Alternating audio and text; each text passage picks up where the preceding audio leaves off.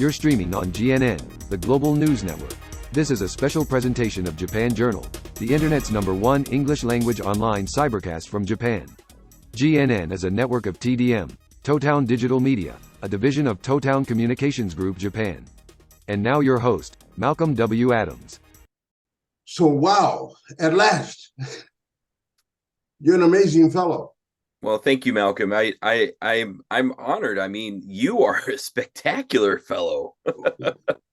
Well, I'll find out what you know about me later. I'll usually at this stage in my career, I've done thousands of interviews professionally for major networks, et cetera, with celebrities and notables and newsmakers, et cetera. But now, half of my enterprise right now are my hobbies. So this is something I love to do, and I choose you because I respect what you've done for the African-American community in North Omaha. It's amazing work. And I know what you've done as a writer and a historian because I'm a writer and a historian myself. So hats off, salute to you, my friend. But the joy of this is for me to be able to present you to my subscribers all over the world, from Zanzibar to Chicago to Osaka, and we'll be sure to post this on my Facebook page where I have most direct subscribers, but it goes on the YouTube channel where we got thousands around the world. I like to see what the reaction is, so I post it on Facebook intentionally so that we can interact with people, and I'm be happy to share with you. And I hope this is the first of several occasions that we can chat. I would hope so. Thank you. Pose that to you. So good to see you. It really is my honor to be here, Malcolm. I really do appreciate not only the things that you've done, but of course your family's legacy. It's so underscored. It's so undermarked in North Omaha. The things that your family has done and the ways that you've impacted the entire community beyond the African-American community, and anything that I can do to bring any of this history forward is my privilege. I mean, that's my guest. That's my status. That's what I do. Now, that said, this is maybe the greatest passion project that I have. So I get it, man. This is the thing for me above all things. And it's really any chance that I get. You've unveiled my secret selfish motive in inviting you. Thank you very much for the compliments about my family. And that's part and parcel about why I'm interested in you, because you're the only one that is able to document extensively, as you have done, about my grandfather, my uncle, my dad, and the Adams family and their contributions. And that's important to me as a grandfather in my own right now. Yeah. I give all of my success and my credit to my father and his father, my grandfather, through whom I grew up in Omaha, Nebraska. So I got a lot of pride, I got a lot of appreciation. And then when a guy like you treats that in a way, and these comments that you just made, man, I really salute you. I appreciate you. So at some point in this hour-long conversation, I'll get you to share with our subscribers some of the stuff that you've been able to research and document. My brother David, rest in peace, who you credited on your page, along with me in editing and helping to contribute to the factual aspects of the history. I appreciate your openness and your receptiveness about people contributing and suggesting. And I'll get into how you gather your information and what you've done as a historian. I know what I do as a journalist as to how we gather facts and information and make attribution to the people who provide and the sources in a bibliography form or whatever, corroboration. That kind of thing is important in journalism and in history, as I'm sure you know. So I appreciate all of that.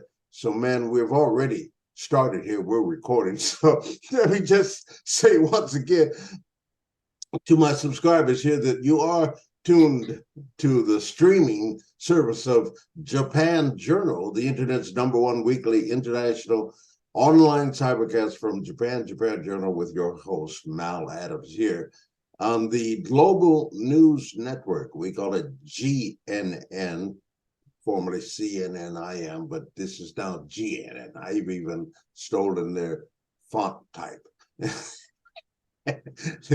in printing and publishing GNN. But we are global indeed, because I have subscribers from all over the world.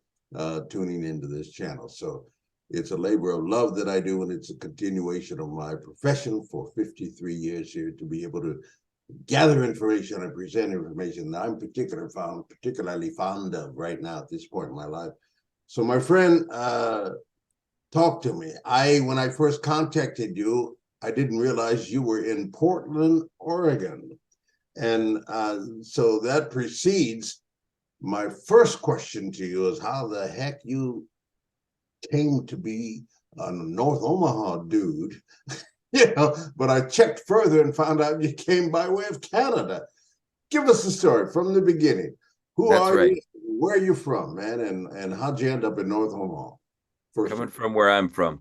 So long story short, my family were border crossers when I was a kid. My dad was a Vietnam veteran with severe post-traumatic stress disorder, and it led us back and forth across the U.S. and Canada border. Eventually, we ended up in Omaha, Nebraska. We were headed to Kansas City, Missouri from Calgary, Alberta, where I was born. And along the way to Kansas City, the car broke down 3 times in Omaha, and that's where I ended up growing up. From the time that I was 8 years old. First, we moved down to the Garden Court Trailer Park in East Omaha on 16th Street, gritty and mean. And my mom decided after some time of living there, after about a year, she decided that she wanted to live in a neighborhood with sidewalks and curbs and street lights. And right up the hill, there were houses for rent. My parents, they didn't pay attention to the invisible color line that separated East Omaha from North Omaha, especially that color line. And this was in the 80s before the reverse gentrification, such as it were, happened in the Miller Park neighborhood. So we moved up to 27th and Ellison. First, we moved to 24th and Fort. Then we moved to 27th and Ellison, same neighborhood right there. But I ended up spending the next 12, 13 years growing up in the middle of North Omaha during a very transformative time in the 80s and 90s. That's when the drug problem was really kicking in mass. That's when gangs were taking a lot of identification, and they took over the Miller Park neighborhood. They called it Killer Park. And that's the place where I grew up, right at 27th and Ellison. I was raised by all kinds of different mentors and people who cared. This is the thing about being a goofy kid in the neighborhood. We didn't have a lot of resources, but the ones that we had were very passionate about what they did. And I didn't know better than to give into what they were looking for. They wanted to create the demographic of those resources. Were they Caucasian? Were they white? Absolutely. And so, yeah. So the neighborhood itself was in the middle of this transformation where it was going from historic white to becoming African-American and Black. And what that looked like is that the white people were all old white people. They were holdouts from World War II. They were the ones who built the homes before and after the war in the 20s and 30s and 40s. And they were the holdouts. They were still there 40 years later, after the riots had come through, after the streetcar had been ripped out, after all the amenities of the suburban life that they had moved into were gone. They were still there. Now, all their neighbors had moved away, because that's what happened in North Omaha, is this white flight, these successive rings of movement where white people ran away because they didn't want to live next to Black people. So when I was growing up. Yeah. Let me interject here. This is so interesting for me because, as you know, if you know my history, I came to Japan in the late 70s. So you're schooling me on how North Omaha evolved north of the area that I grew up, and we'll go back and let you specify some of these things. But my immediate question is, what was it like coming up in East Omaha? Because, we had prejudices against white folks from East Omaha, man. That's right. There was a little bit clear distinction. Absolutely, man. And to be victimized and oppressed and be discriminated against as African Americans, we said, well, those white folks in East Omaha ain't got nothing on us. You know what I'm saying? That's right. Speak to that and tell me what that was like coming from Canada. You're not part and parcel. You ended up there. Your car broke out.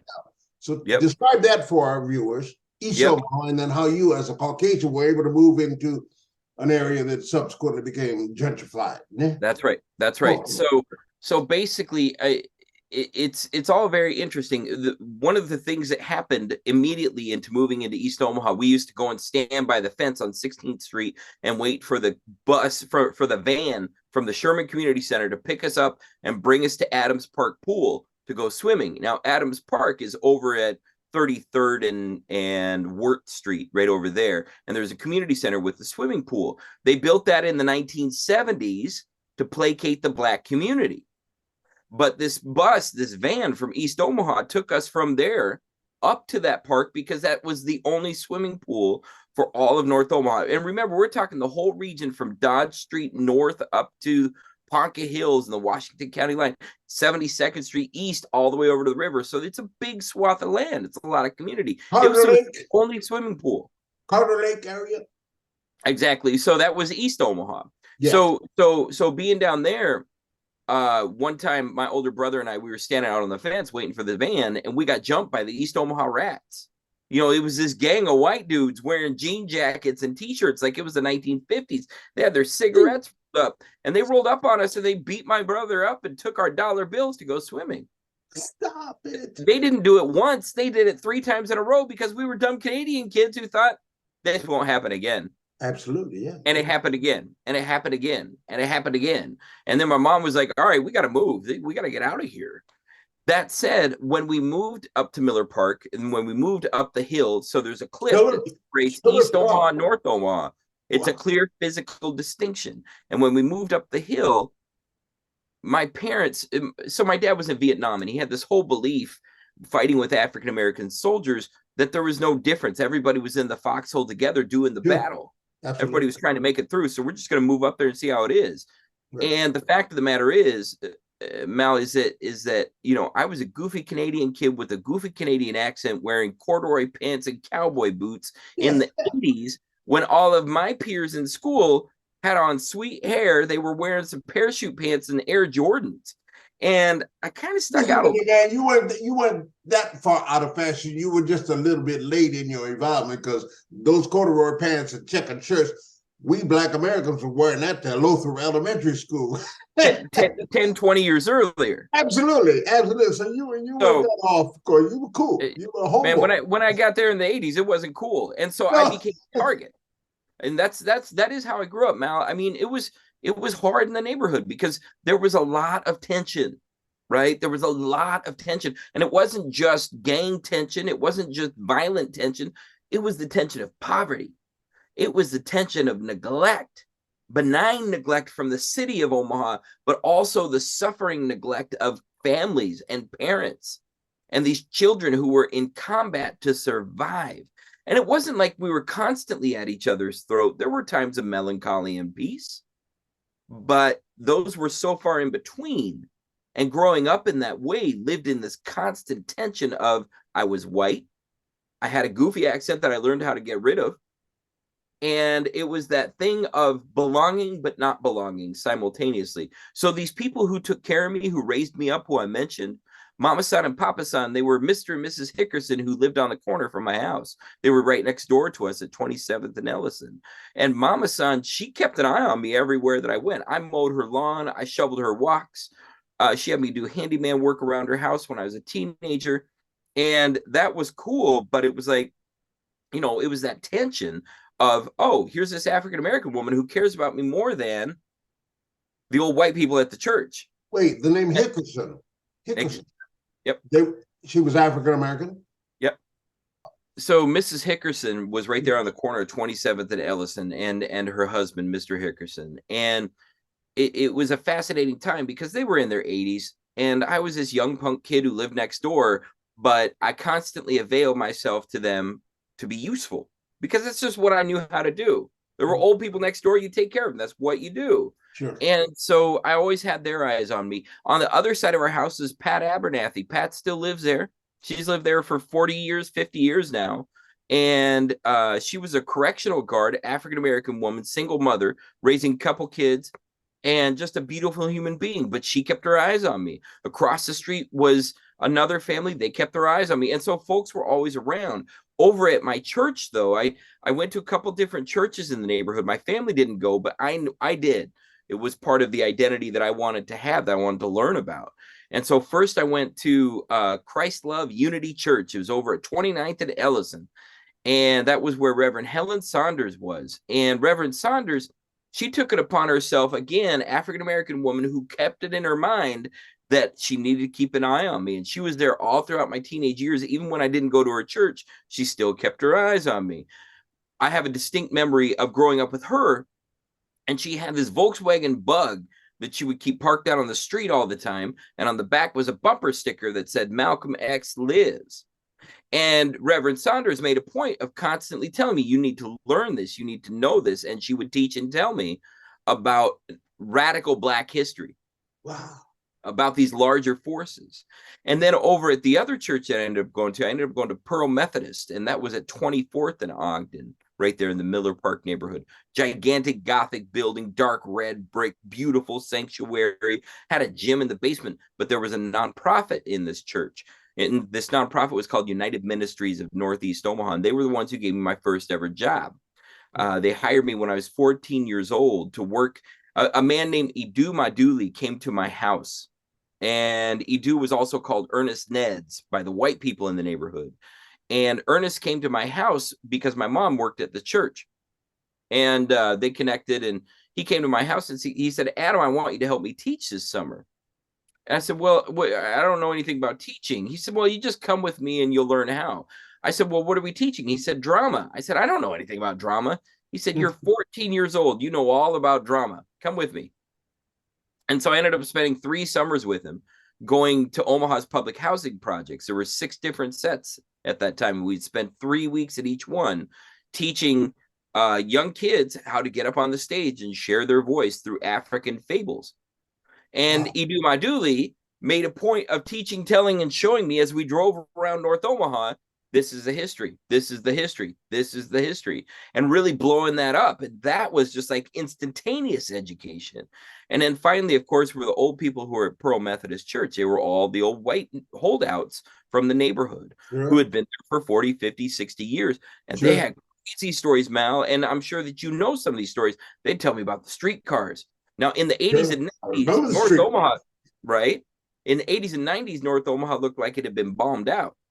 There were not urban restoration programs that were active, that were putting in new sidewalks and curbs and painting stuff and making it look good. It was just wrecked, and becoming more wrecked. The city of Omaha has a philosophy of benign neglect towards North Omaha, where they just let it fall apart in pieces and don't do anything more than you have to. And it will scare out the residents. It will scare out the community. It will decimate the people. But it's better for them this way. And that's where I grew up. That's how I grew up. So that constant pressure, that constant tension was always there, insisting to be paid attention to. Let me ask you a question about your location. I'm trying to remember. Where were you in relation to Fort Omaha? Yeah. So we were just to the east of Fort Omaha. Okay. Yeah. In that neighborhood right there. And when you left, that neighborhood would have just begun white flight. White people had just started abandoning in the 70s, the Miller Park neighborhood. But what you missed was the development of the North. Well, you saw some of the North Freeway go in. Yeah, I remember how they were demolishing the houses to prepare it. So it came all the way north. It came all the way north and stopped at about Brown Street. So that's north of Ames, south of Fort, right? And that's where I grew up. It was right in just north of that construction zone. And that was that whole identity that we had. We played in the construction zone. We went down into those dirt tunnels all the time. Was there a connecting road from the airport and Carter Lake coming up around connecting to that freeway? There is now. It's called the Stores Expressway. Okay, was it not there then when you came? No, I see. Okay. No. East Omaha was still cut off. So this was the thing, is that Omaha had this system, and this is part of the tension of the whole thing. Omaha had this system of high-speed traffic that completely excluded East Omaha for about 20, 25 years of its early existence. Nothing there, yeah. So that said, that reality of having some common experiences, this is what being a goofy immigrant kid in the middle of North Omaha was all about. Don't let me encourage you. That should be your next book if you're not already working on it. Can you see the parallel? You see the power of that story?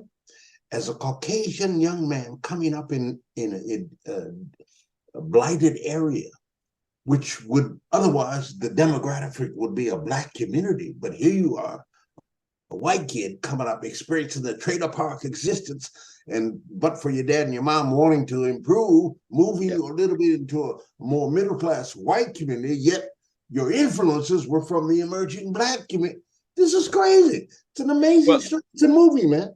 And to be really clear about it, my family was never middle class. We never got there. We had government subsidies every week growing up when I was even from Canada. What we should do. So my dad's background as a Vietnam veteran allowed us absolutely no space in that pressure of the post-traumatic stress disorder. He lived with it every day. It was severe. It was 70% of his disability was PTSD.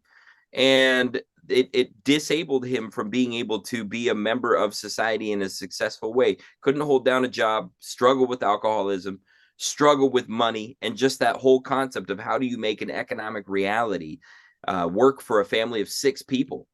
And so we were getting constant poverty. Excuse me, talk to me about your dad. I'm confused now. You said you came from Canada. Were you born in Canada? So absolutely. But your dad was a Vietnam vet for the U.S. So where's he from, and how do you get to Canada? Talk to me about that. It gets complicated quick, Mal, and so we'll iron it out a little bit. My dad was from Montana. He was a Montana boy.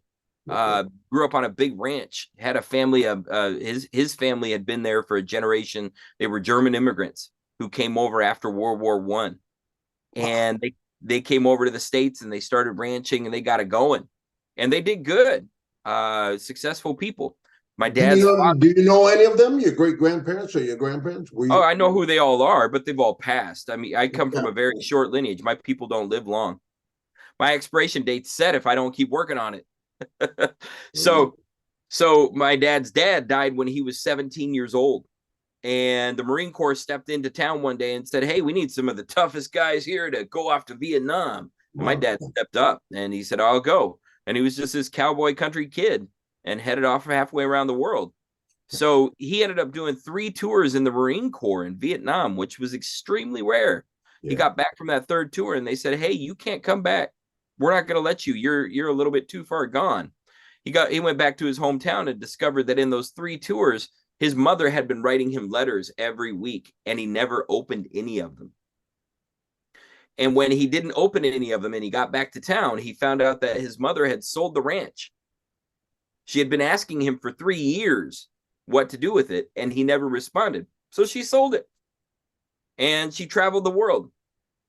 And in 1965, as a tourist, she went to South Vietnam and toured and looked for her son.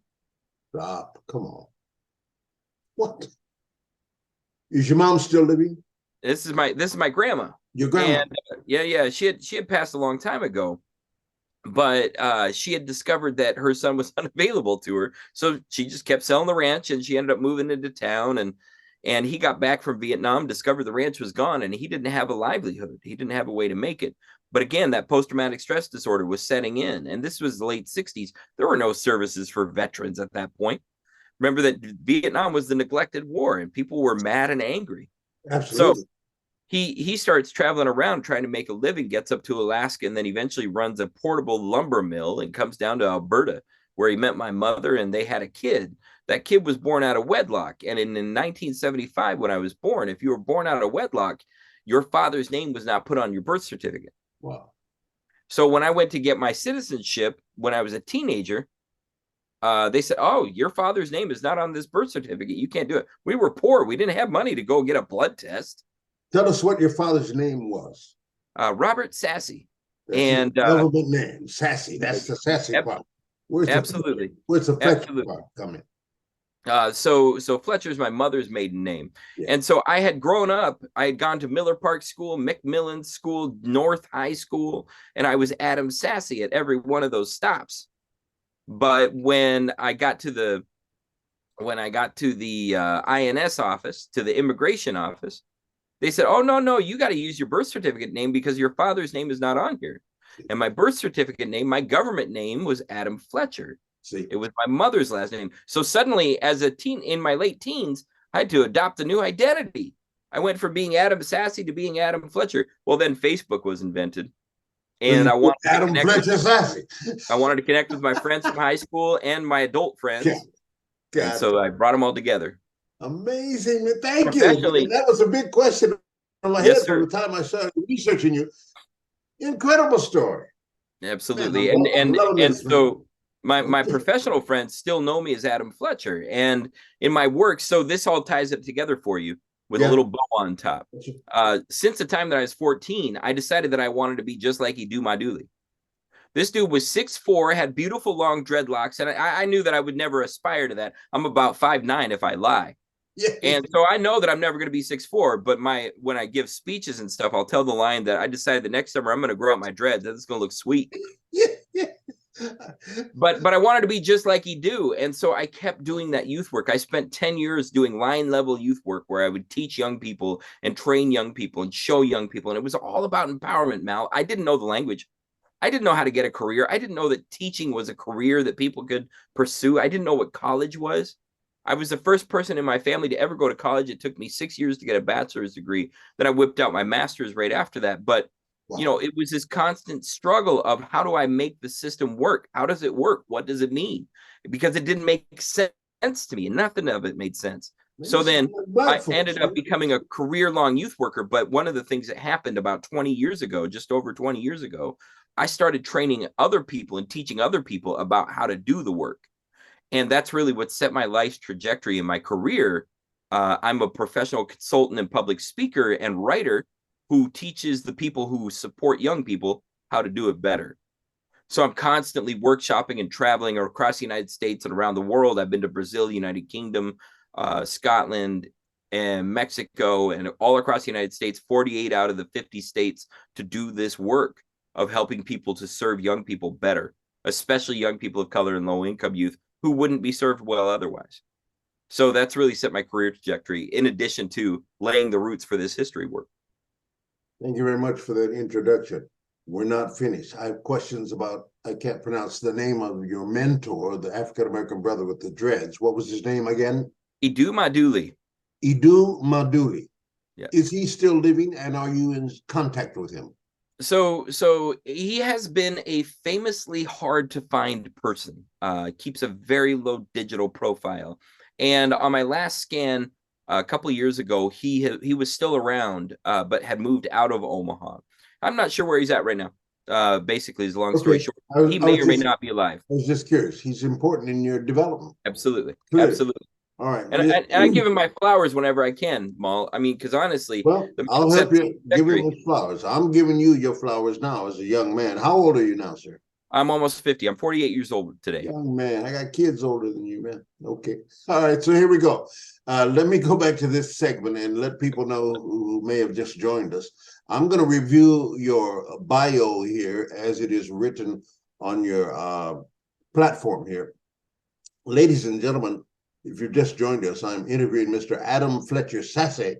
He's a historian who lives near Portland, Oregon. He's the author of Omaha Black History, African-American People, Places, and Events from the History of Omaha, Nebraska. Also, North Omaha History Volumes 1, 2, and 3, and 4 other books related to Omaha history. He's the editor of NorthOmahaHistory.com. Write it down. I want you to visit that site and become familiar with this iconic individual. NorthOmahaHistory.com, all one word, no spaces. He's the host of the North Omaha History podcast and an artist focused on North Omaha's built environment. His professional work includes organizational consulting for K through 12 schools, he just spoke about that, and nonprofit organizations and government agencies. He grew up in North Omaha in the Miller Park neighborhood, as he calls it, the Killer Park neighborhood, which it became that after I left. Miller Park was white folks' territory, and we were happy to be able to go to the swimming pool there. It was integrated. But he was a resident of that neighborhood for more than a decade, from the mid-1980s through the mid-90s. Growing up in that historical, predominantly African-American neighborhood, he was a bit of an anomaly. He says he was a goofy white Canadian kid in cowboy boots and corduroy pants from a poor family in a crappy house. He says, but he devoured history especially the stories of the places where he was growing up, which included the African American community just to the south of him, called the near North Side historically in American history. As he mentioned, he went to Miller Park Elementary School, Sherman Elementary, and Macmillan Junior High. In 1993, he graduated from North High School, where 2 or 3 of my older siblings graduated from. The others went to Central. And while the leadership of the school was mostly African American, he says he doesn't know if any of the teachers to have a specific appreciation or interest in the African American history of Omaha, and he doesn't remember being taught anything about it. The history of the people who established the neighborhoods, he says, was hard to find. And that is a part of what makes the history so alluring to him. He says he ended up earning his bachelor's degree, as he mentioned, in creative nonfiction. There, he developed the writing skills and popular education at the Evergreen State College in Olympia, Washington. I'll ask him how he ended up getting there. And then conducting graduate studies in educational leadership and policy studies at the University of Washington in Seattle. I could go on, but that's enough of a capsulization of who you are and what you are academically, the main questions I had. So let us continue. Thanks for the introduction and as to how you got where you were to be able to gather this history and do this incredible work that you've done. Man, I can't tell you, I'm having so much fun putting you on here. This is crazy. You're going to make me famous, my brother. So, man, so many questions here. I'm going to let you go on and tell, because I know you know the story, but curiosities.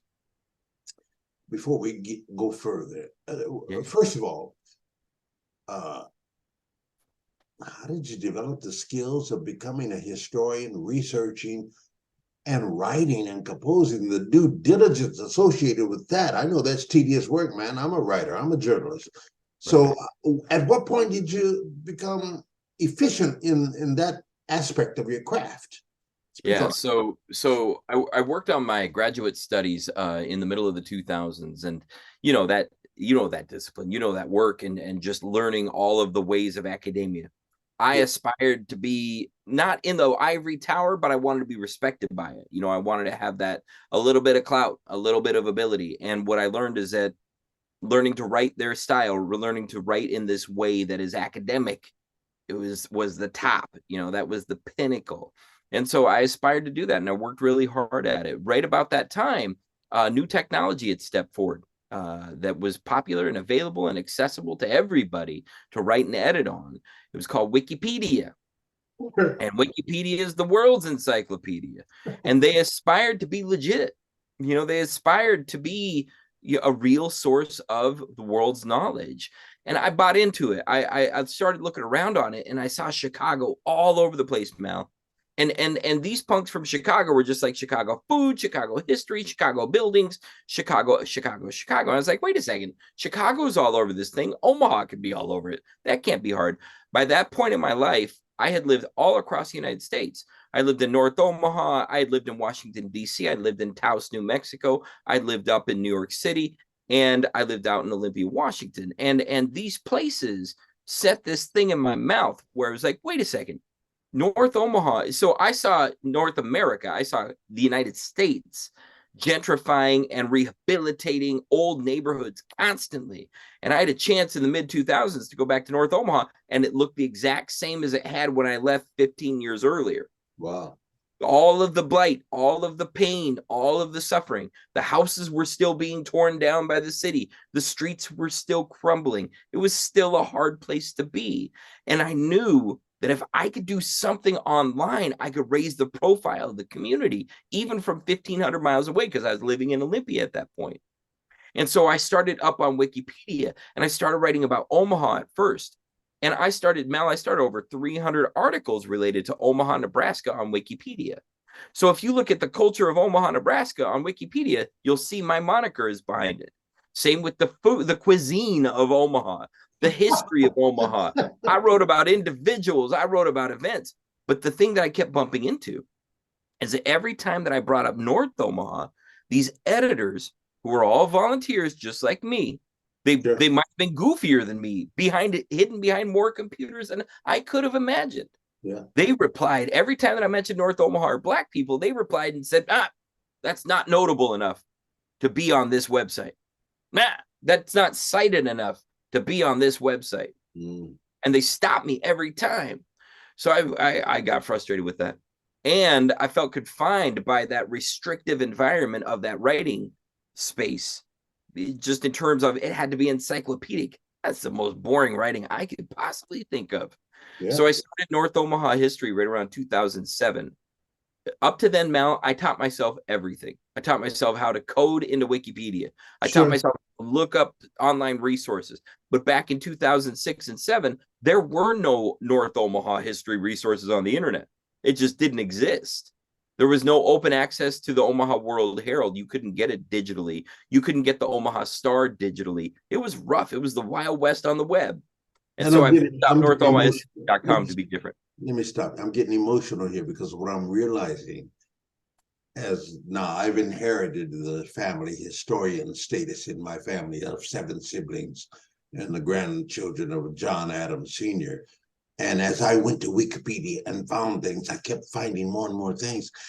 And I'm betting that's a tribute to your work, my friend, because I know how to codify and write for Wikipedia. You know, that's something we learn to do as a publisher myself, you know. But what I'm hearing you say is, and there are a lot of other things about Omaha and the North Omaha community that were never there before 30, 20, or whenever Wikipedia came at its outset. Scant information. And then it evolved. And that's you. That's your good work. Is that pretty accurate? Absolutely. Well, congratulations and thank you for that, man. Publicly. Yeah. Now, that said, Mal, here's the thing. 300 articles on Wikipedia about the people, places, and events all related to Omaha. But what I ended up doing, I wanted more, I wanted better, I wanted thicker. So now I'm just over 600 articles on NorthOmahaHistory.com. Wow. And the quality of the articles that I'm trying to write on NorthOmahaHistory.com, as good, if not better than what's on Wikipedia. The difference is they're locally notable, not nationally notable. Right? They're the things that made North Omaha great within the city. And this goes to the larger issue that I could not address on Wikipedia. You see, describe that distinction again. I'm not following you. Nationally notable as opposed to notable. What is the difference and what's the importance? So notability, right? And you and I, as people who deal with the media, we understand notability on many levels. There is an international notability. Brother Malcolm X, internationally notable, undeniably notable. Reverend John Adams Sr., not internationally notable per se, but bring it down. And the Duke, definitely nationally notable, certainly statewide notable in Nebraska. And Reverend Adams's history, your great-grandfather's history, needs to be told because it is state relevant. Now, zoom that in one more step. And we have the work of Ralph, and we have the work of John Jr., and we have the work of the rest of your family tree that may have been state relevant, may have been city relevant, Omaha relevant, but not all of them are notable on the same levels, right? So Wikipedia is made up of nationally and internationally relevant, notable individuals, events. Didn't realize that. That's interesting, yeah. NorthOmahaHistory.com is my hot take on what is locally relevant. Sure. And honestly, this and here's the issue. Here's the thing that I can't talk about on Wikipedia. Wikipedia, as all academic literature is built on this notion of the quote ivory tower, which are white cultural standards and norms imposed on knowledge. And these white cultural standards and norms are used on Wikipedia routinely in order to repress, suppress, and otherwise diminish information. But what I found out when I built out NorthOmahaHistory.com is that those same norms apply in that local history. Okay. They apply so heavily in Omaha. And so what Omaha had succeeded to doing before I stepped in, Omaha had succeeded in suppressing, repressing, and otherwise diminishing Black history in the city to make sure that it wasn't counted, recounted, or shared widely before I started piping it out. And when I did, it became undeniable. That's crazy. That's crazy. What a discovery, man. What a revelation, man. You know, and crucial. And it's part and parcel on who we are as a people, our story in America from 1619 up until now, the stories that have not been told. Critical race theory, come on. Look at the legislation in Florida now. They don't even want to teach Black history in high school. It's still going on today. And your story is iconic and very pertinent to that point too, my friend. We're going to do another interview, and I want you to talk to me about how we can change that or influence that. But this is this example about your care and your love and your proficiency for telling the stories and documenting history about North Omaha is a perfect example of how it needs to go, my friend. I mean, basically, Mal, what I've learned, the long story short, is that just because I was born in this skin, just because I have these blue eyes and can speak in this way, I have access, I have privilege, I have authority that's lent to me. And I might never have earned it. People don't know me from the wall, but I get calls from Omaha's mainstream media to be on the news, to speak about Black history because others can't or don't. Because I look like the mainstream. I talk to them. Let's bring it home. A week before this interview, and when you hit me up interestingly and shared the link of you appearing on, was that Fox News or Channel 6, WOWT. Formerly WOW, one of my rivals. I'm a ABC Channel 7 guy. I started in the game at age 19.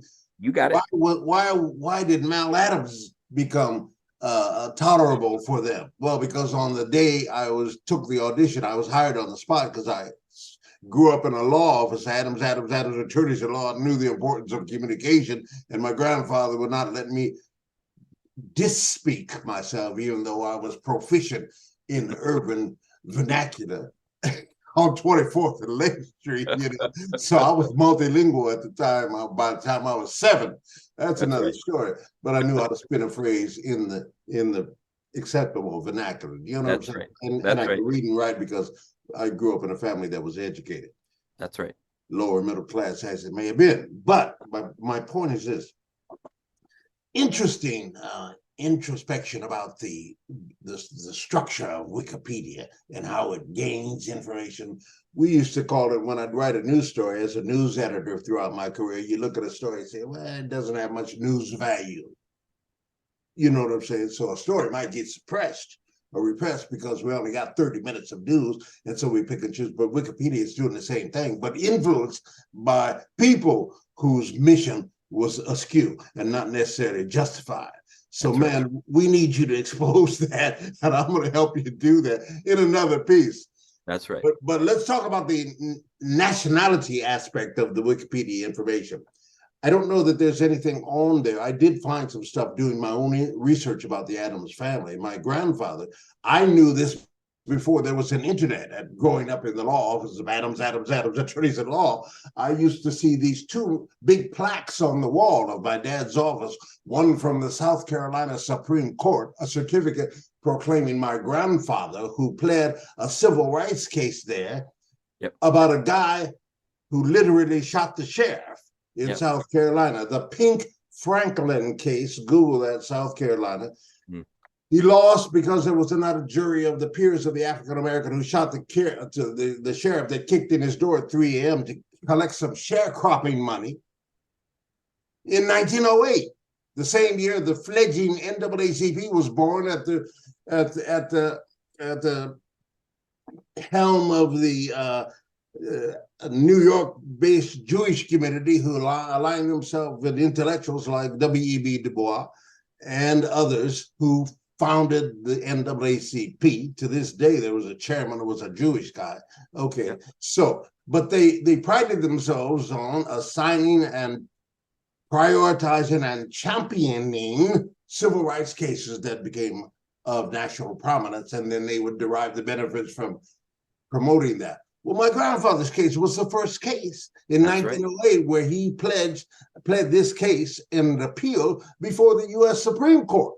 one of the only first 2 or 3 African Americans ever to plead a case for the U.S. Supreme Court. That's Nebraska history. That's Omaha history. He settled in Omaha, but it's not known. It's not widely known. I encourage you and I ask you publicly, let's do some stuff on that, and I'll support and help that. You know, that's a story, but it not about being proud of my family, but being urgent about the lessons that can be derived to inspire not only young African Americans, but young poor white guys from East Omaha who come on, talk to that now. Let's make that. I use that to translate. Did you not feel repressed? Did you not feel discriminated against even as a Caucasian guy? I mean, here's the thing, Mal, is that I have grown up conscious and aware of this chip right here. And I mean that with love for my chip. I mean, this is the pet chip on my shoulder. You gotta love your chip if you got one, baby. It is what it is, you know. And I will tell you that my career has been riddled with mistakes. I have a bad habit of being willing to upset people that I should not upset. I have a bad habit. I was told when I was a young man that I needed to learn policy, patience, and persistence if I was ever going to be successful working with governments or nonprofits, because that's what they relied on. Wow. What I ended up learning is that was coded language. Sure it was, man. I needed to learn how to be white. Sure it was. You were white enough. This I didn't know.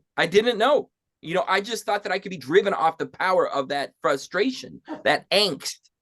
I thought that was enough to carry me. And now I'm a foolish, you know, middle-aged dude who's looking around me. And Mal, I don't have savings. I don't have holdings. I don't have a lot of success to my name that anybody would look at for numbers. You telling me you don't benefit from white privilege, man? No, I'm not saying that I don't. I'm just saying that I haven't worked hard enough. I'm joking, but you really don't. You earned everything you struggled for, my brother. But this is the thing, though, and I have to stay conscious of that constantly. Sure. Because that whether I call it a chip on my shoulder, whether I call it that my historical legacy, my past, it wants to be part of my present all the time. It wants to be part of my love relationships. It wants to be part of my family relationships. It wants to be part of my friend relationships. I can get resentful about almost anybody. And I have got to work really hard to keep love in my heart and peace on my mind so that I don't flip back to some old script from 25, 30, 40 years ago. You know, my high school class at North, they just had their 30th class reunion. And it's a small gathering, because mostly it's the kids from West Omaha who were bused in to North, because North was a magnet school, right? I was not there, but I did not go. I couldn't go, and I still can't make myself go. They've had their 25th, they've had their 30th, you know, and there'll be more. Maybe someday I can get there, but I'm still carrying that thing right here that disallows me from appreciating their presence. And just to be real about it, what resonates with me most in my North Omaha, man, I go back a couple times every year. I get opportunities now to speak, and I get opportunities to come and just hang out with people and do cool stuff. And it's all tourism for me. It's all fun. Nice. But yeah, I get back there and I don't like West Omaha. I can't go out there. It's still weird to me, man. And I don't know if you've been back anytime in the last 20 years, but West Omaha is now the majority of the city geographically and population. What are you talking about? 72nd Street West? Because I'm old school. Now, I've been out of there 50 years. Here's the thing, sir. Here's the thing that I keep learning. Of course, at one point, it was 42nd. You know, I've actually found the stories that talked about North 24th Street as West Omaha. No joke.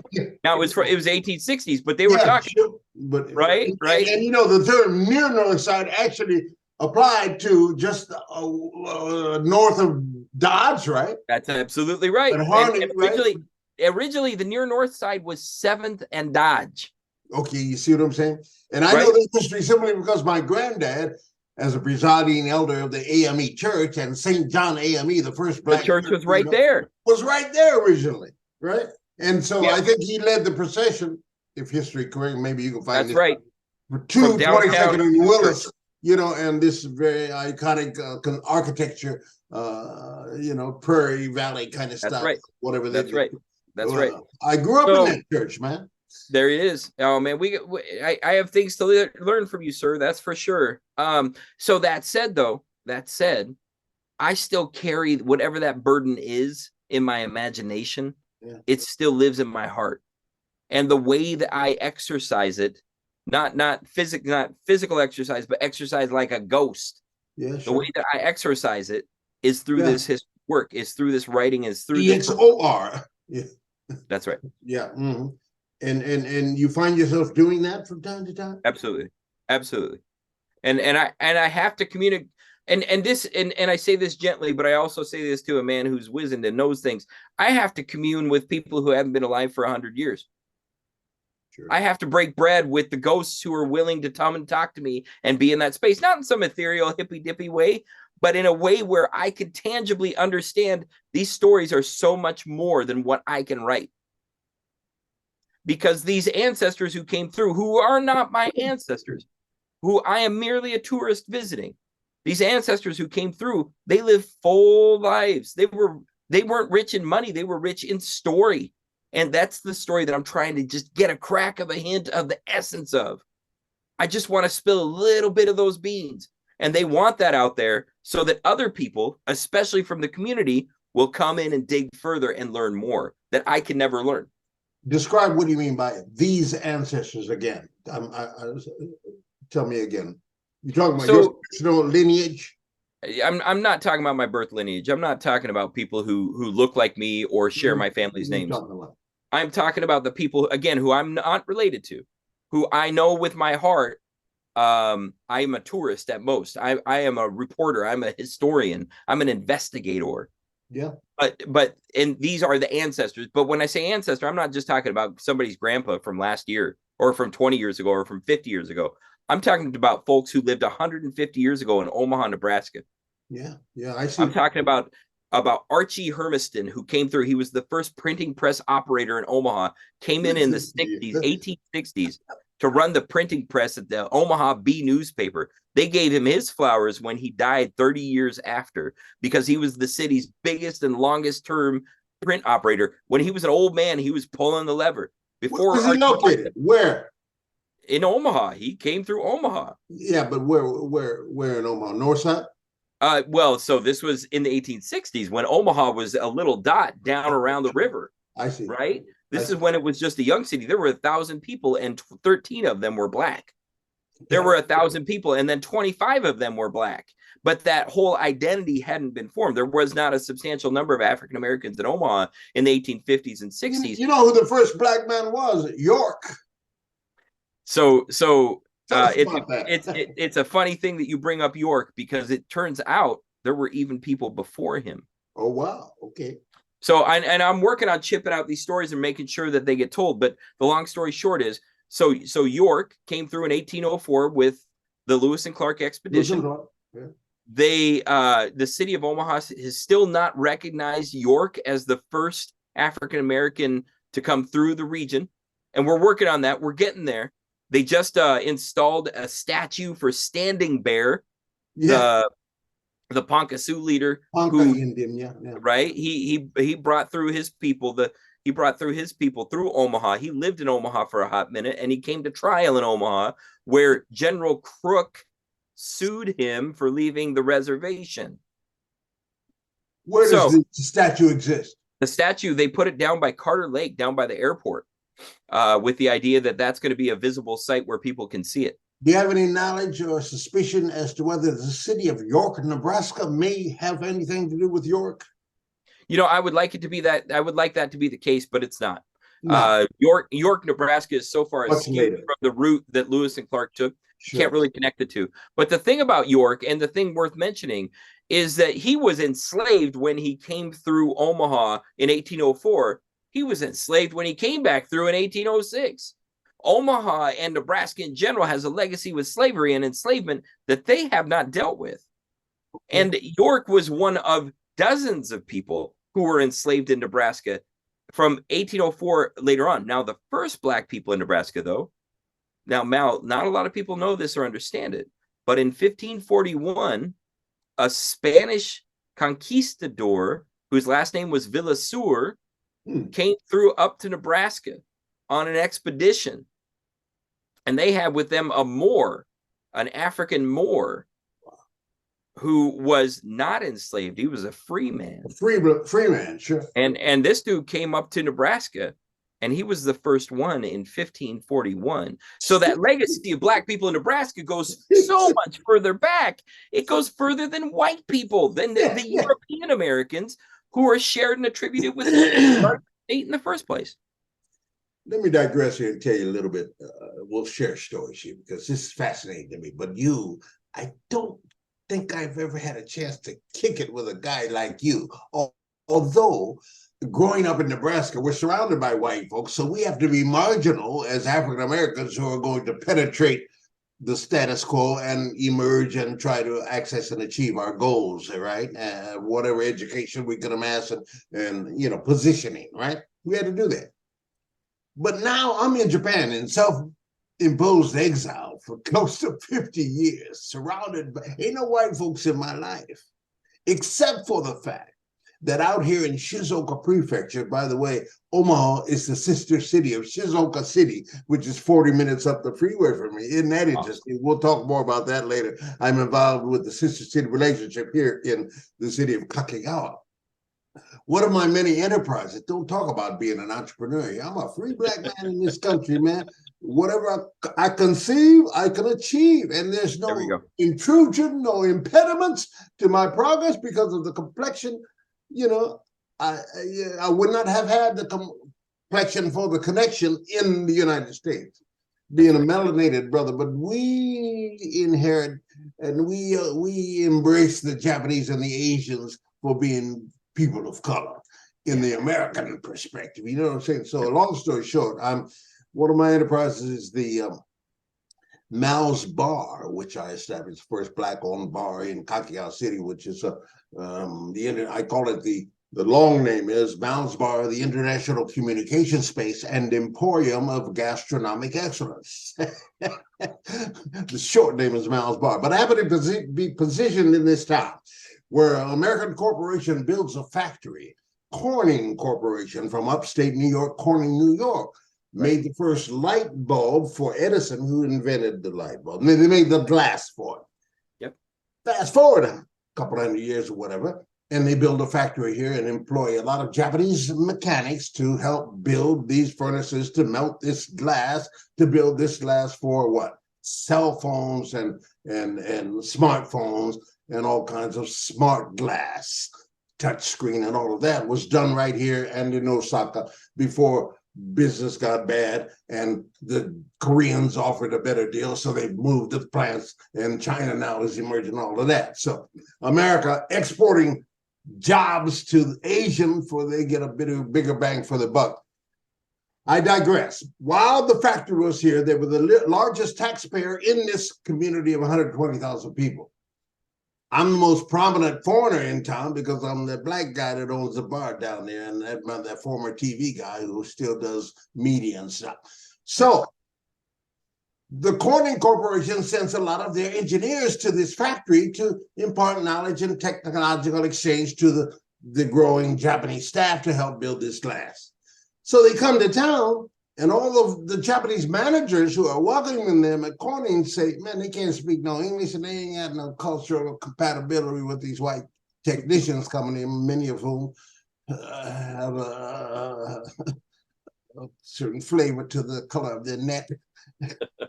Yeah, so, to be euphemistic about it, but you get my picture. So here's this African-American brother sitting in the only American bar in Kakegawa, and they all get checked in at the hotel and are there for 3 or 4 months. And they walk in the door and it's like, oh my God, there's a brother sitting behind the counter. Yeah. So I said, yep, come on in and bring your per diem with you. I got all you want to eat and drink. We got Japanese food and we got food that you like to. Have a seat and let's kick it. Mm-hmm. And I had an opportunity to meet some brothers that I never thought I would become beloved with, white guys from upstate New York, awesome. who but for them having to sit at my bar and be welcomed and comforted by a guy who spoke the local language, who could give them the insights to the cultural ways to succeed in their job at the Japanese factory, blah, blah, blah, long story short. So hundreds of them, some of whom were real, what we know as racist, but it was a weird thing for them. They couldn't bring that nonsense from upstate New York to Japan because they were out of water here. Couldn't speak the language, so I was their lifeblood. Under the employee of the corporation who I could speak and deal with. I'm offering international corporate communication services so they can facilitate this company international corporate thing, So they had the Goombaya, man. So I'm feeding them at night, but I'm educating them in Japanese business statistics and style by day, and also teaching the Japanese about English, how to deal with these white guys from New York. And I tell you, man, I got some brothers, some beloved brothers that I made for them having just to come deal with me and learning. So I say all that to ask you this question. Yeah. You as a guy with your experience, an incredible story. When you go into a situation like that, not in Japan, but even here in America, or you go to Montana, you go to New York, and you see your fellow brothers and the things you may hear over a drink in a bar or something, how do you feel, man? And how do you relate? And how do you interact? And how do you impart education and knowledge about them? I say, man, don't say that. Don't think like that. Don't do that. Stop that. Because these guys inherited it. I don't hold them, but, they've got to confess their crimes. I have a rap that I wrote about the people of America. You've got to change your ways. Listen to what the prophets say you're in your dying days. Your future will be happier if you just keep in mind that each and every one of you is living on borrowed time. You left my people homeless, addicted, and oppressed. The only way to save you now, these crimes you must confess. Well, I'm not finding too many of them willing to confess or even acknowledge their inherited crime. That's my question to you. Do you hear this? Do you see this? And what do you do? And you must be a shock to some people when you. So how do you feel about that? Yeah, and this is why I was kind of alluding to this a little bit earlier on. Yeah, that's why. Reality is, Mal, I have upset a lot of people. I grew up. One of the things about living in the Pacific Northwest of the United States, first, is that it's one of the whitest spaces in America. I have never seen spaces so geographically white. Ray Charles came to Seattle and left as soon as he could. He didn't stay because of how incredibly white that city is, how incredibly white Portland is. Now, that said, there are people of color here. There are a lot of people of color. There are even African Americans here and historical Black communities. And one of the things that's happened in the past 20 years, as I have grown into my adulthood and embraced this reality that I live, is that I learned how to be confrontational with white people about our white supremacist ways. And I learned how to call out racism among my peers to their face. I'm a very uncomfortable person for a lot of people to be around because of that explicitly. And these internet trolls, and I know that you've hit the trolls before. These trolls like to roll up on my history work as if they have something to say and tell me. And they learn to stop because I don't have space or time to confront them in a way that is peaceful and loving. I don't have peaceful love for white supremacists. I cannot nurture that in my heart. And that's one of my inabilities that I'm still working on. I do hope to learn a peaceful way, but I am confrontational towards people who speak the words of white supremacy, especially in an open way, but even in a subversive way. I will take it down and will not tolerate it in any space that I facilitate. Let me consult with you in that. Use my example. You got to get them out of their comfort zone.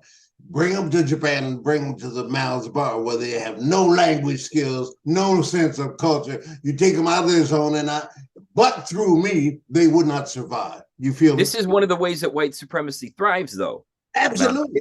It thrives on staying within its own comfort zone. Absolutely. It thrives with it's a spore that needs to be nurtured, and it's warm, dark, deep, and it's quiet, and it's hate-filled. That's exactly it. It needs to have people around who make it okay. I can slip in and walk among white people, and I do because I am. That's what I'm asking. But when I'm in there, I upset them routinely. You don't last long. And I don't last long. I don't get the return contracts. I don't, oh, please come back for another engagement because I called out white supremacy on a personal level. Oh, God. But there's always another audience who wants to learn, so I go to them next. Well, let them keep writing, man. They'll read your books in quiet and in peace, Whatever it takes. But you're the line to my rap line. If these crimes, you must confess. I don't necessarily blame you, but you cannot deny the fact that you inherited this from your racist great granddaddy, man, who benefited from the suppression of Black folks. And let's face it, capitalism makes the powers that be control there. They were the real racists, downline of King George, you know what I'm saying, who were trying to stay cool with him. But then they even declared independence in their own right. So we're going to keep our slaves and our money and not pay you no taxes. And more so, we're going to use the power of appearance to drive that oppression. We're going to create but we're going to create white supremacy and say because of our kindred, broke, immigrant, white European people who never considered themselves white, but they're Belgian or they're Greek or they're blah, blah, blah. Now you're white like us, so you got to watch these Black folks. Now that's called law enforcement, To say the least. To say the least, more so, it's also called the legal system, the education system, the healthcare system. Every system that exists in America perpetuates this whole entire system of white supremacy. But that said, Mal, and one of the things that I'm constantly conscientious of and working against is the reality of the system that perpetuates and habituates those crimes against humanity, getting away with it to other white people. I am trying to confront our ignorance over and over and over. And I'm just one guy in one computer in one place doing one thing or 12 things, but I'm still doing it, however I can. And I'm trying to call out my white brethren to say, hey, we can all do this. Quit talking smack. Don't talk about it, be about it, and just get in and fight the fight.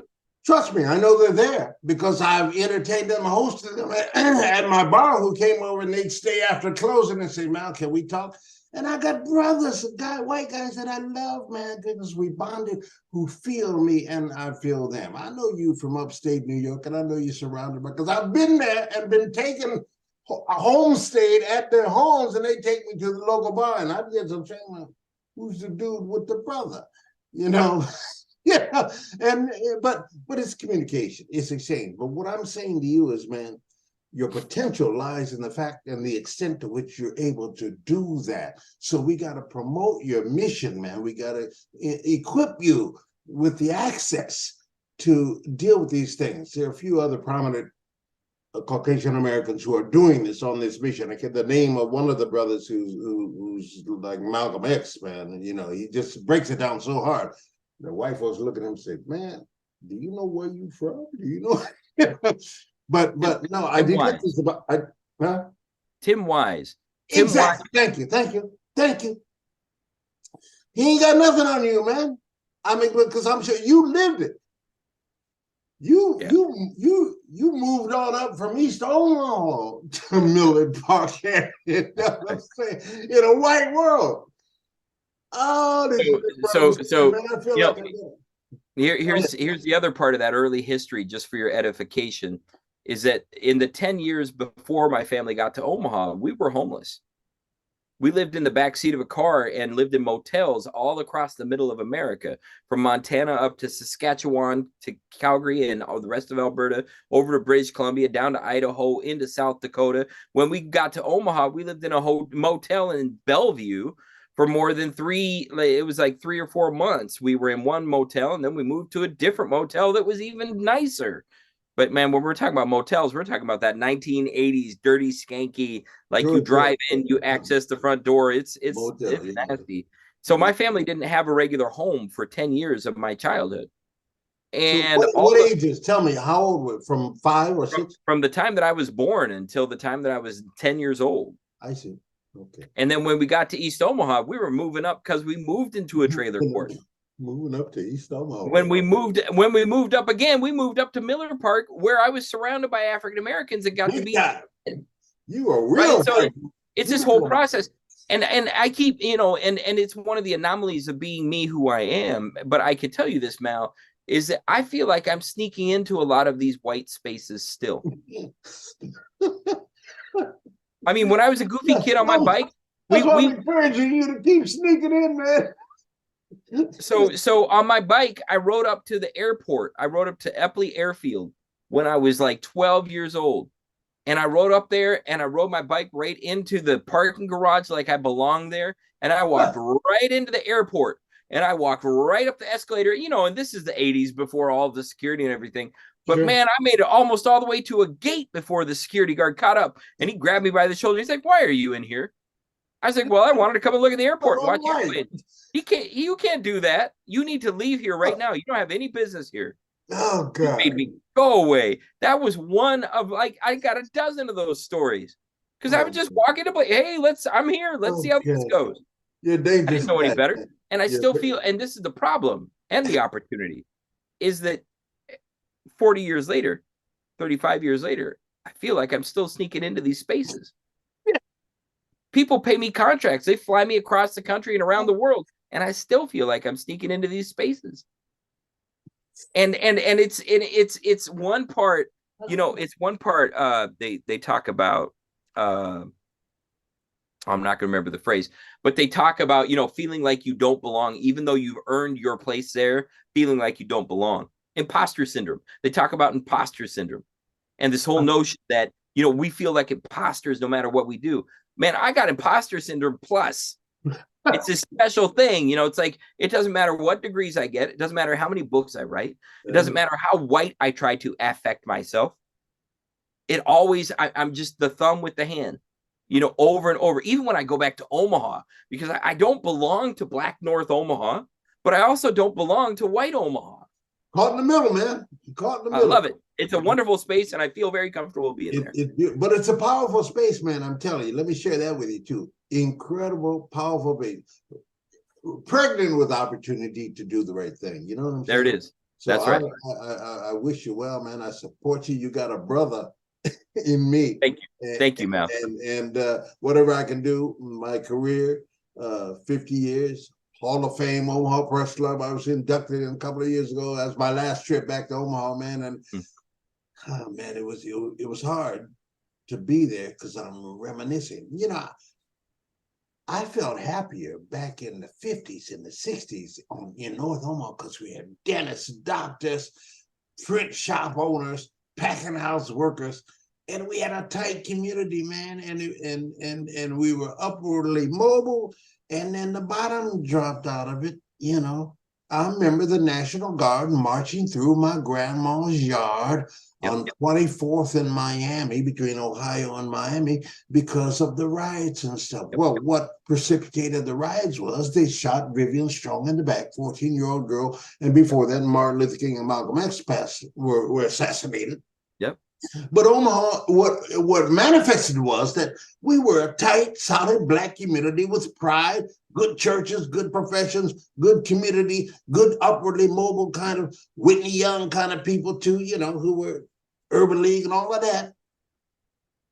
I got my job because of an Urban League opportunity to go to the local news station and say, you need to put some Black folks on here. That's right. To give a voice to the voiceless. And that spurred my entire 53-year career, my brother. So I want to tell you something, Mal, and this is something I'm still working on ironing out and figuring out how to present it to the world the best. But I'm going to share something with you right now that my studies have just uncovered this last year. And again, I'm still working on it. In 1962, the Omaha World Herald started publishing a series of articles. I found 4 of them related to this, that all expose that in the 1960 U.S. Census, back then it took 2 years to process the census data. Yeah, right, sure. And in the decade before 1960, the African-American population of Omaha, Nebraska increased by 26%.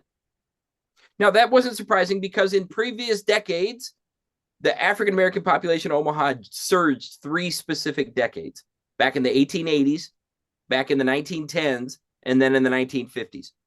But those surges were always precipitated by white surges. So that the white population in the 1880s boomed when the Black population boomed. And in the 1910s, when the Black population boomed, the white population boomed. But in the 1950s, and what showed in the 1962 analysis in these Omaha World Herald articles, is that white people were very afraid of North Omaha's Black community because the North Omaha black population, Omaha black population, grew by 26% in the previous decade, when the white population only grew by 12%. Interesting. Now, what years are we talking? This is 19. So these articles were released in 1962. The U.S. Census was conducted in 1960. And it was in the 1950s that population surge happened among the African Americans. And as best as I can tell, as best as I can tell, Mal, all of the factors that you just identified, the success, the upward mobility, the stability, all of it, plus that population surge, scared the bejesus out of white Omaha power structure. And they set up the circumstances that precipitated the riots starting in 1966. They saw what happened in Watts in 64 and said, no, wait a second. We can use this to our advantage. Let's see how we can work out. And I'm still trying to find all the evidence. I'm going to make the case. And I'm not going to get super conspiratorial with it, but the fact of the matter is there was something that precipitated that 1966 riot, that 1968 riot, that 1969 riots. Okay, you know what we do with journalism? We source things, right? We'll write this name down, and I don't know what he's going to think about me giving him up like this, but my second oldest brother, Michael B. Adams, was the head of the GOCA, Greater Omaha Community Action in the Black community, and when the Vista girls and men would come down, he was a community leader, coming out of a supposedly prestigious African-American family kind. He was a militant man. And so he also was in the Omaha city, he was a city programmer, what's the division? Doesn't come to mind. He'll get after it. You design communities and city planning office. He was a draft clerk in the city planning guy as an African-American. But in the community, then he became one of those leaders. Now, this is around the time of David Rice and Poindexter, before the policeman was killed and before they went. So Mike would be able to speak directly to what you have an illusion about and how it evolved from a bureaucratic point of view and from a real on the street kind of statistical information. And I'll refer him to you after this interview. I'll share this interview with him because I'm sure that's a beautiful resource. Guy who lived it and participated in it, man. And he's 10 years my senior. I'm born in 1949, so I grew up in the 50s. Born on 2814 North 25th Street, Corby and 25th Street. And then moved to 2003 Wirt Street, Florence Boulevard and Wirt. That was an evolving. We had a lot of white neighbors in that area. You talking about Miller Park, man? That was white folks' country when I'm coming up. But I'm going to come ahead forward. Do you know where Larimore Street is? You remember that? Okay. Oh yeah. So guess who's from Larimore? Now you talk about the grit and the fight and the pound for pound world greatest boxing champion of the world, Terrence Bud Crawford, came up in that area. They named the street after him.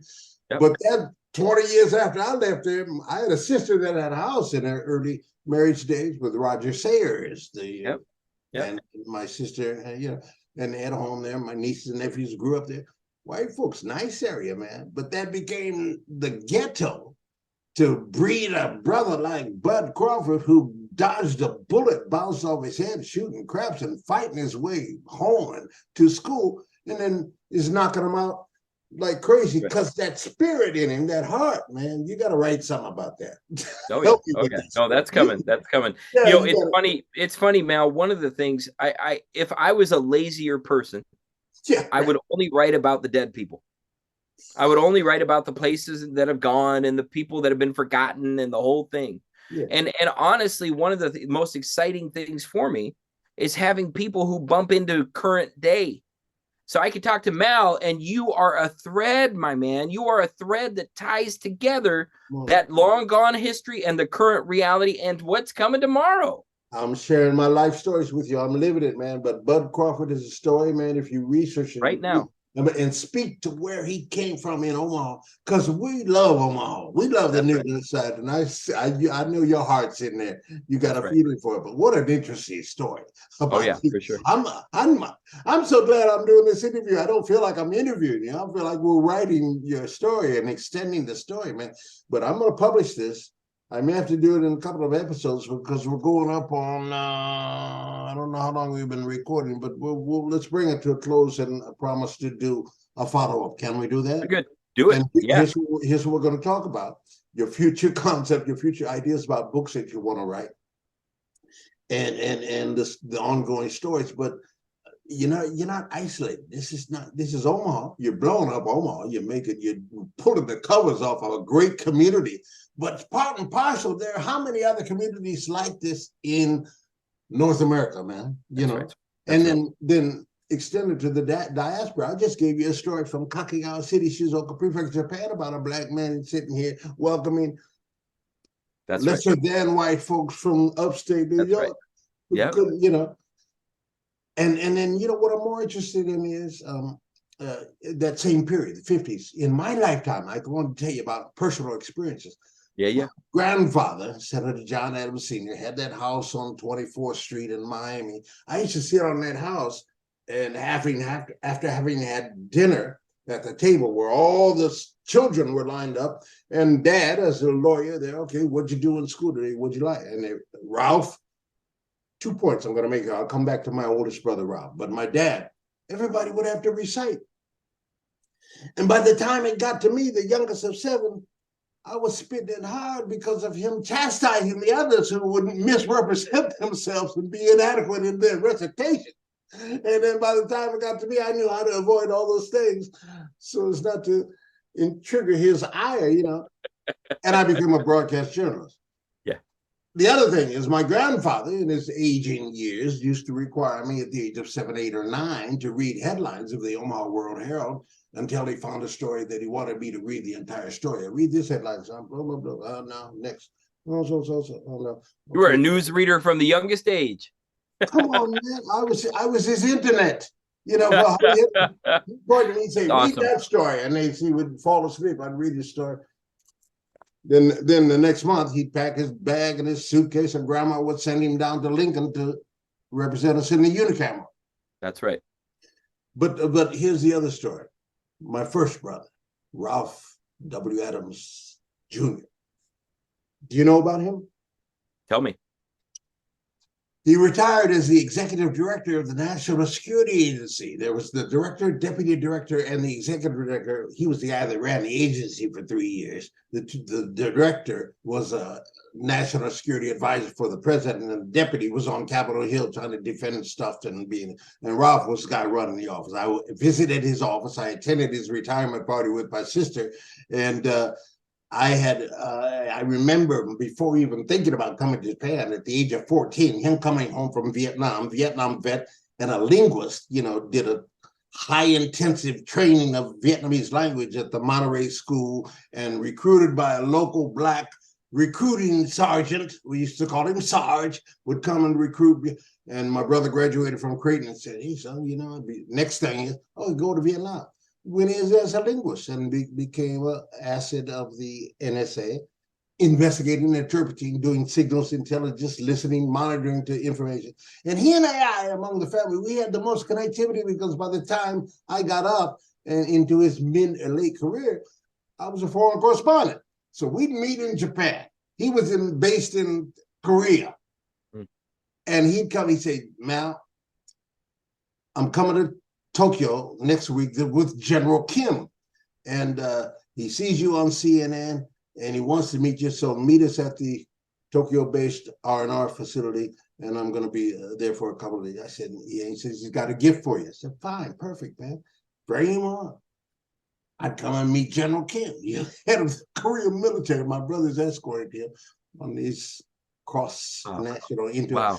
Okay, so then just before his passing, we had an occasion to meet in San Francisco. Family got together. He retired, and he would tell me stories that he knew he could share with me without revealing any national secrets, about, when they had to go up near and making observations about North Vietnamese communications. He said tragic stories, and Right. it's amazing he didn't have PTSD or whatever, Right. But long story is, looking to him, man, and help me tell his story and put that into your platform, if you will, because it should be known. No, Mel, I mean, you have dozens of stories that I need to get out of your brain. Okay. And honestly, when I look around the internet, I see that somebody has already been tracking your family a little bit. I don't know if that's within your family or otherwise, but any of that you could share over to me that helps prime the pump. We'll talk off locations. record. Yes. Absolutely. Let's communicate. Let's talk a couple times a month. Let's exchange information. Yes, sir. Please feel free to call me anytime on Facebook or whatnot. But I just want to thank you for your agreeing to do this with me, man. It's just fate that it's brought us to this point, and this is some kind of a new beginning. I'm going to enjoy this experience. It's going to be a joy working with you, my friend. So thank you. Shout out to all my Omaha viewers. That's why I'm posting this on Facebook, because I'll give them a few hour heads up and say, you're going to hear Omaha like you never heard it before. Do it. And so let's do it. But before we leave, let's take care of a little business.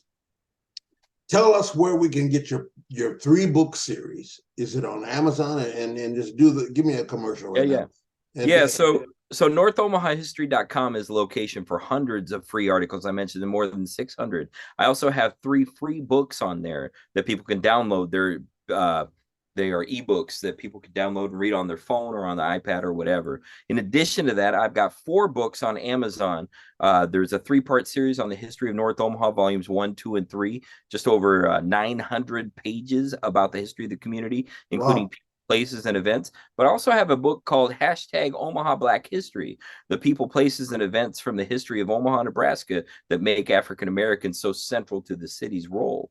And that book really tells a chronological history. It breaks it down from the beginning of the African-American experience in Omaha with York all the way through 2000. And it's almost 300 pages detailing with your family's name mentioned over and over, Mal. So, I mean, that book is right there on Amazon and waiting.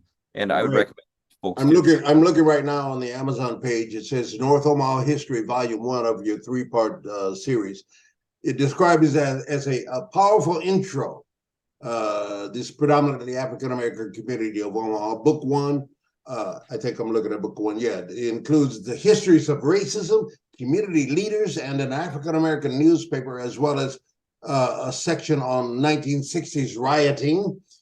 Redlining in North Omaha is exposed, along with backgrounds on several historic neighborhoods, it's written.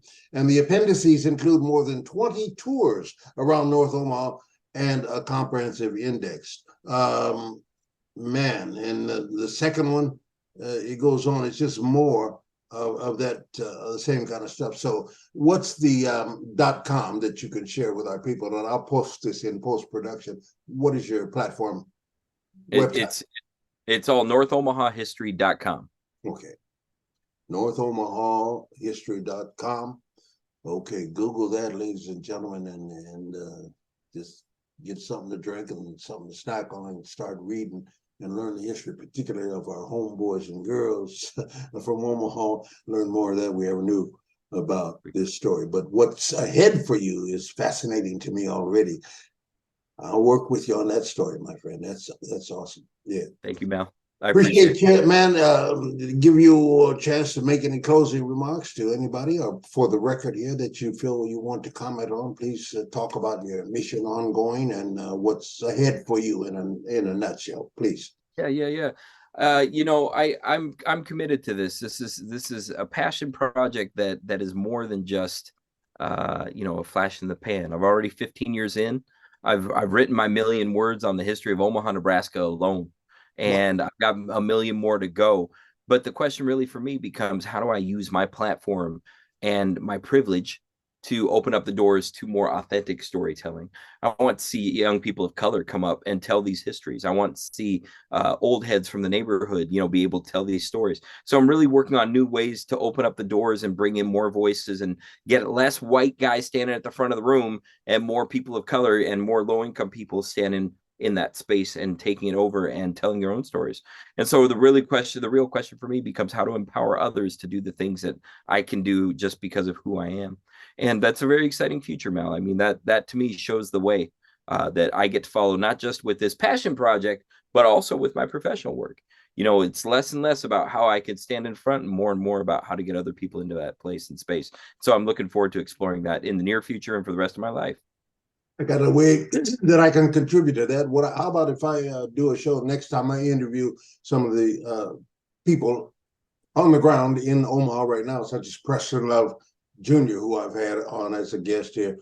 Why don't I bring you on as a guest contributor, and we'll approach this thing together with some of the people that I can identify who are active now, and you might be able to follow up on to fulfill that mission of yours. How about that? Can we do that? Absolutely. Now that absolutely 100%. Now that said, one of the things that I got to tell you is that Preston and I are in tight.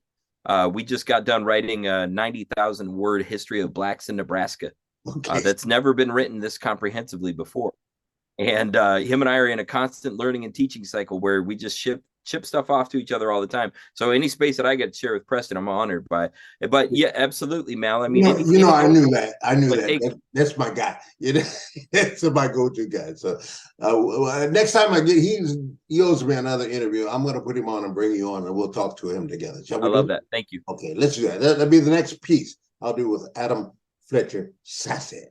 Awesome. Ladies and gentlemen, I hope you enjoyed this conversation. There'll be more. Stay tuned to this platform, Japan Journal, the internet's #1 weekly English language online cybercast from Japan, with your host, Mal Adams here. And I'm in the company of the very astute and the powerful Mr. Adam Fletcher Sasse. Is that correct pronunciation, Sasse? Absolutely. Okay, my friend. Thanks so much. We're going to end it here. See you down the line, and we'll talk to you offline later. Thanks so much, man. All right. Appreciate you. Bye-bye. You're streaming on GNN, the Global News Network. This is a special presentation of Japan Journal, the internet's #1 English language online cybercast from Japan. GNN is a network of TDM, Totown Digital Media, a division of Totown Communications Group Japan.